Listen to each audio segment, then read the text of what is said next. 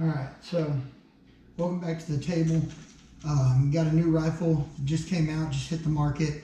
I heard about these when they released them at SHOT and been pretty excited to get my hands on one.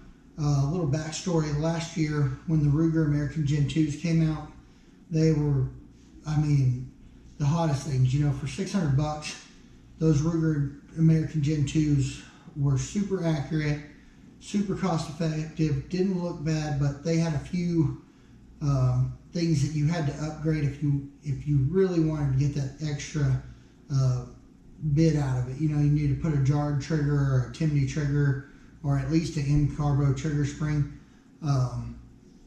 And the action was a little bit sloppy, but for the price point, it was amazing. So I'm guessing Savage's answer to the Ruger Gen 2 was the Savage Axis Pro 2. New rifle for this year. Payton over Emerald T Armory got some in. He was like, hey, you want to come pick one up and film one? Film a review, shoot it, tell me what you think. So called my buddy up and I was like, hey, you got an extra scope laying around? He's like, yeah, I got that Mark IV HD loopholed. I was like, hey, I'm going to put it on this rifle and film a review.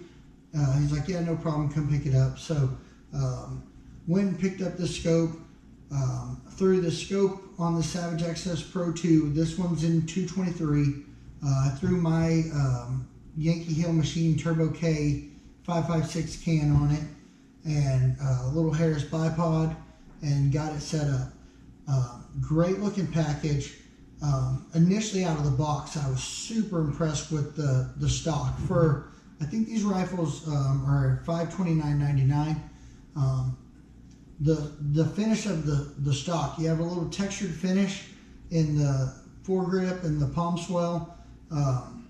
They went to a 90-degree grip with an ambidextrous thumb shelf, and so it's nice, you know, when you're doing the precision shooting, and when you have a nice thumb shelf that you're not wrapping. It's just a great package. The comb on it is really nice. Adjustable length of pull. Great camo choices. It's Cerakoted.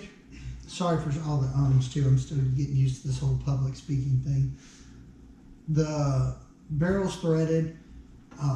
Just a lot of features. One feature about the stock I don't like is the recessed front swivel stud, but it turned out to be not that big of a deal. I was still able to attach a Harris bipod no problem. And if you're not using it, if you're shooting it on a bag, it might be nice not to have that front swivel stud hitting that bag. So that's a pretty nice feature. The action on this thing is very smooth. I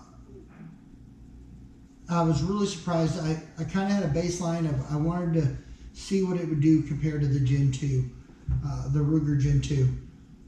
I was very impressed with this. The Ruger Gen 2, I'm having to slam the bolt forward to get that round in there. If you try to slow feed it, it's going to jam. I had no issues today pushing these 5.56 rounds up in here, or not 5.56, 223. I said that about my can, and I just had 5.56 on the brain. So I had no problem pushing those 223s in here slowly. You don't have to ram them home. The initial thoughts on this, the fit, the finish, I was very impressed for the price range of this rifle.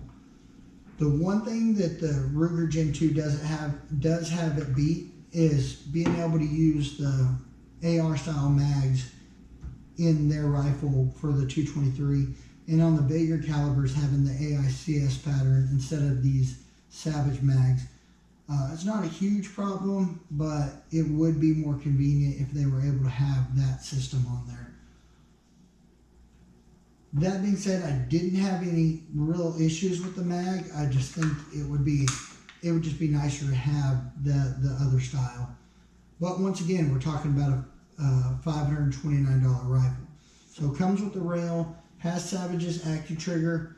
I've got it turned all the way down. I don't have a trigger pull weight. Even turned all the way down, it's not as light as I would like it. but it does break clean. It breaks clean.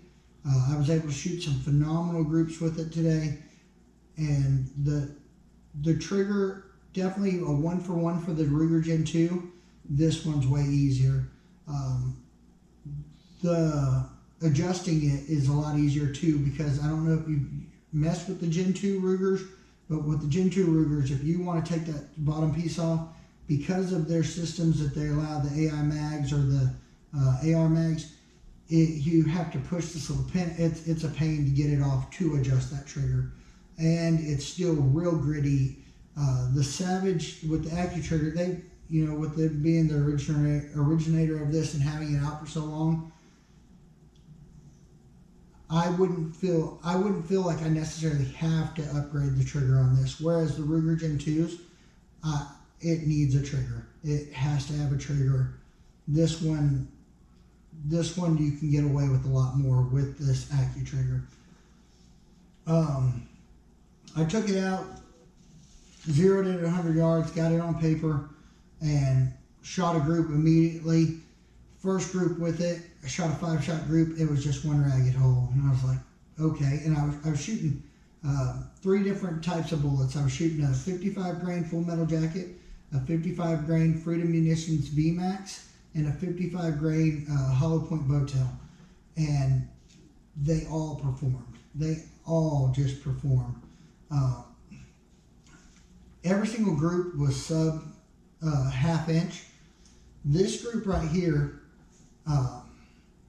the Full Metal Jacket was just under ½ inch. All the other ones were under 0.4. This group right here is 5 shots, 0.31 5 shots. And I mean, just absolutely stellar. I have multiple groups that look exactly like this. I was kind of just blown away. I knew it was going to shoot. I had a feeling it was just going to shoot lights out. Did I know that the second group out of the rifle was going to shoot a 0.31? No, I didn't have that much confidence in it, but I mean, just clean target results are right there, and very, very impressed by this. Last year, I think the Gen 2s were the hot thing that sold a ton of them. This year, I think this is going to do it. I like the bolt on this a lot better. I like the finish. The price point, you're coming in $70 cheaper than the Ruger Gen 2, and technically even more cheaper than that, because you're going to have to drop money on a jarred trigger or a Timney trigger, in my opinion, on that Ruger Gen 2. So I just can't say enough about this thing. I actually shot one in 25-06 as well. That rifle, surprisingly, out of 3 different ammunitions I shot, with the 25-06 in the Savage Pro Axis Pro 2, that rifle shot a .27 3-shot group, where I was shooting 5-shot groups with the 223. That rifle was phenomenal as well. I didn't have a group that was over an inch with that, and surprisingly, that .27 group was with Remington Core-Lokt, which really surprised me, just being cheap Remington Core-Lokt, for it to shoot that good. Yeah, this is just my honest, I have no skin in the game. I just like making these videos. I like shooting, and to be able to go out and provide feedback for Peyton over at Emerald Armory is really cool. It gives me the opportunity. And Austin over at Sullivan Taxidermy, or Sullivan Wildlife Studio, formerly Sullivan Taxidermy. Like I said, he's another person that I pretty much have, free reign on. If I need something, I can pick it up from him or whatever. And like I said, he provided this Leupold Mark IV HD for this this review. This scope's phenomenal, but you don't need this. You don't need this on this gun. You could throw an Arken LH series, even an SH series, overkill, go to an EP5 series. but you could throw an Arkin LH on this shipped and have a gun that's capable to whatever distance you want to shoot it for sub $1,000 with optic, which is pretty amazing. You know, cans are the way of the world now, so just being able to have a rifle at this price point and it's already threaded, ready to go, it's just really, really nice.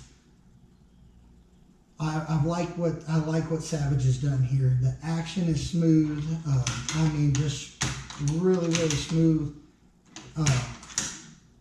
I just can't say enough about this. This is definitely the Ruger Gen 2 killer. This is gonna slow up the sales of that Ruger Gen 2, because this rifle has everything and more at a lower price point than the Gen 2s. Really nice fit and finish. Just shoots lights out. I was really, really surprised by it. I've pretty much covered. I'm not going to get in depth about twist rates and everything like that, because depending on what barrel, what caliber you get and everything like that, it's all going to be different. But if you're looking for a budget friendly, and I mean budget friendly, I mean it's $529. What I've seen online, I don't know what the exact retail is going to be at different stores, but if you're looking for a rifle that's not going to break the bank and give you the ability to reach out and touch steel, targets, animals, and not break the bank, this rifle is going to do it. I mean, to have a rifle at this price point that has a 90-degree grip with a palm swell, with an ambidextrous thumb shelf, you got thumb shelves on both sides. I mean, it's just absolutely incredible. Good comb height. It's not adjustable, but it's more than enough. They've really thought about everything in this rifle, especially at this price point. I'm just kind of blown away by it. So give Peyton a call over at Emerald Armory if you want one of these. If not, check out your local gun shop. You know, like I always say, the big gun shop, big box stores, it is what it is, but support those local shops that support your local community. So if it's not Peyton over at Emerald Armory, check out your local guy. Check out your local FFL. Let's keep the money back in the pockets that are helping the community, doing raffles, supporting baseball teams, little league teams, all stuff like that. You know, you build relationships with these guys. I met Peyton years ago, and you know, now it's, hey, I've got a new rifle and you want to test it out, you know, and he's helping my channel out by providing stuff. And those guys, usually those smaller shops, they go the extra mile. They're there for you. They help you out. They get it done. So always, let's say, shop local. Check out your local FFL, and definitely for sure check out this rifle. I mean, if you're looking for something that's not going to break the bank and give you a ton of features and is super accurate, I can't say enough about this. I definitely think it's the Ruger Gen 2 killer. So thanks for watching. We'll see y'all next time.